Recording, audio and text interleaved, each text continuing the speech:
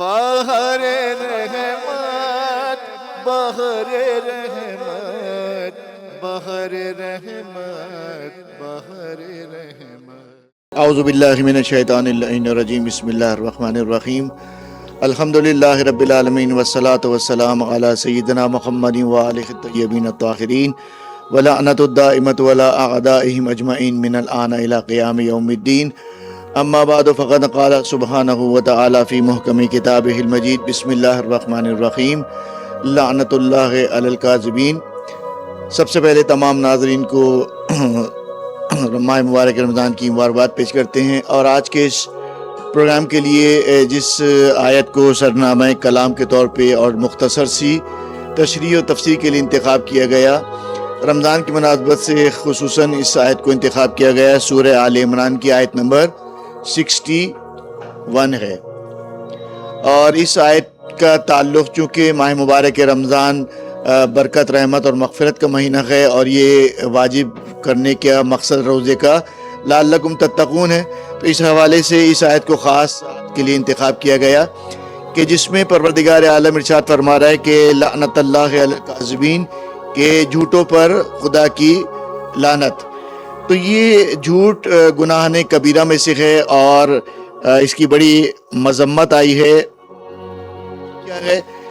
جھوٹ سچ کے برعکس، حقیقت کے خلاف بات کرنے کو جھوٹ کہتے ہیں، اور جھوٹ کے نقصانات کیا ہیں وہ بھی آپ کے سامنے بیان ہوں گے کہ جھوٹ جو ہے وہ گناہ کبیرہ میں سے ہے، اور جھوٹ چاہے مذاق میں بولا جائے چاہے سنجیدگی میں بولا جائے، ہر صورت میں جھوٹ جو ہے وہ مذموم ہے اور بولنا حرام ہے۔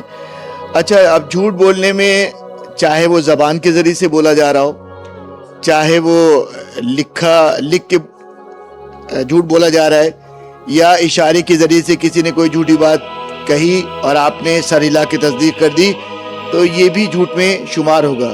تو جھوٹ بولنا جو حرام ہے، گناہ کبیرہ ہے، اور اللہ کی لعنت ہے جھوٹے کے اوپر، تو وہ چاہے جھوٹ جو ہے وہ زبان سے بولا جائے، چاہے وہ جھوٹ جو ہے وہ لکھ کے انجام دیا جائے، یا اشارے کے ذریعے سے انجام دیا جائے، تو یہ جھوٹ میں آئے گا اور جھوٹ بولنا حرام ہے۔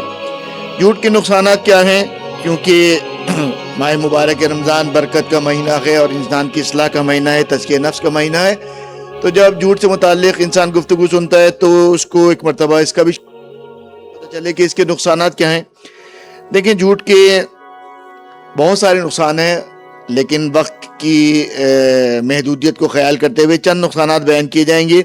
کہ پہلا نقصان تو خود قرآن میں پروردگار عالم نے سورہ نساء کی آیت نمبر 52 کے اندر بیان کیا کہ وَمَن يَلْعَنِ اللَّهُ فَلَن تَجِدَ لَهُ نَصِيرًا، کہ خدا کی لعنت ہے اس شخص کے اوپر، یعنی جھوٹے کے اوپر، جو جھوٹ بولتا ہے اس کے اوپر خدا کی لعنت ہے، فَلَن تَجِدَ لَهُ نَصِيرًا، اس کا کوئی مددگار نہیں ہوگا۔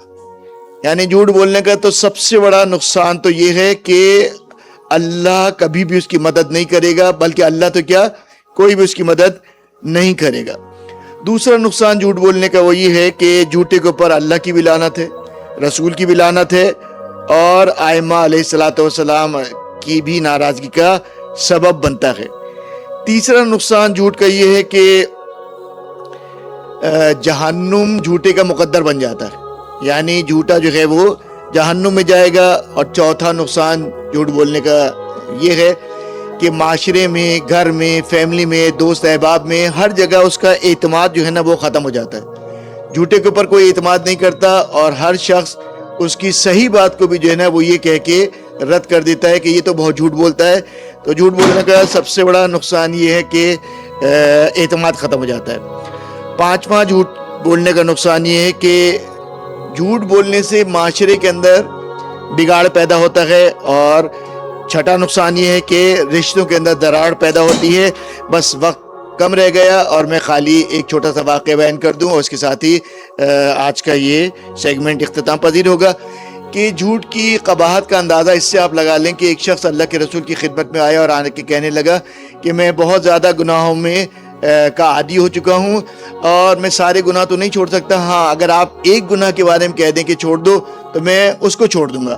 تو اللہ کے رسول نے کہا کہ اگر سارے گناہ چھوڑنے کی قدرت طاقت نہیں رکھتے اور صرف ایک گناہ چھوڑنے پہ اپنے آپ کو مقدور پاتے ہو تو تمہیں چاہیے کہ تم جھوٹ بولنا چھوڑ دو.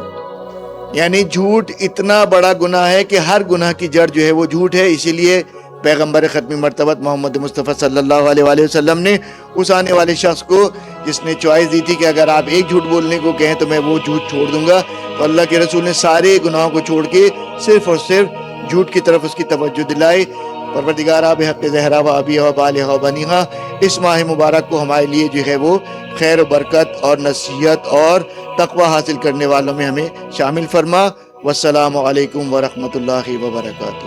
بہر رحمت بہر رحمت بہر رحمت بہر رحمت.